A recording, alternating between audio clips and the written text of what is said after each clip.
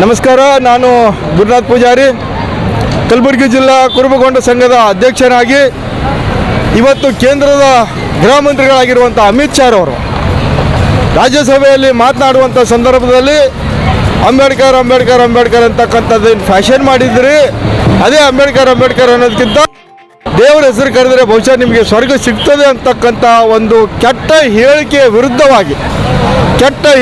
ವಿರುದ್ಧವಾಗಿ ಕಲಬುರಗಿ ಜಿಲ್ಲೆಯ ಸಮಸ್ತ ಹಿಂದುಳಿದ ವರ್ಗ, ಅಲ್ಪಸಂಖ್ಯಾತರ ವರ್ಗ, ದಲಿತ ವರ್ಗ, ಮುಂದುವರಿದಂಥ ವರ್ಗ ಎಲ್ಲರೂ ಕೂಡ್ಕೊಂಡಿರೋದಂತಂದರೆ ಇವತ್ತು ಸಂವಿಧಾನ ರಕ್ಷಣಾ ಸಮಿತಿ ಅಂತಕ್ಕಂಥದ್ದು ಕಲಬುರಗಿಯಲ್ಲಿ ಮಾಡಿಕೊಂಡಿದ್ದೇವೆ.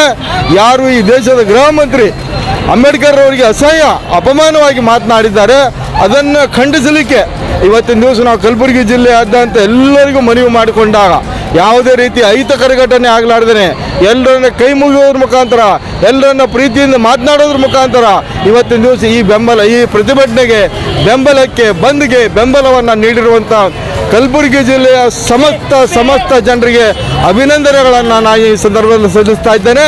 ನಮ್ಮ ಈ ಬಂದ್ ಪ್ರತಿಭಟನೆ ಮುಖಾಂತರ ನಮ್ಮ ಬೇಡಿಕೆ ಏನಿದೆ ಅಂತಂದರೆ, ಯಾರು ಅಂಬೇಡ್ಕರ್ ಅವರಿಗೆ ಅವಮಾನ ಮಾಡಿದ್ದಾರೆ, ಯಾರು ಅಂಬೇಡ್ಕರ್ ಅವರಿಗೆ ಅವಮಾನಿಕ ಮಾಡಿದ್ದಾರೆ, ಅವರನ್ನು ಮಾನ್ಯ ಪ್ರಧಾನಮಂತ್ರಿಗಳು ಕೂಡಲೇ ರಾಜೀನಾಮೆಯನ್ನು ತಗೊಳ್ಬೇಕು.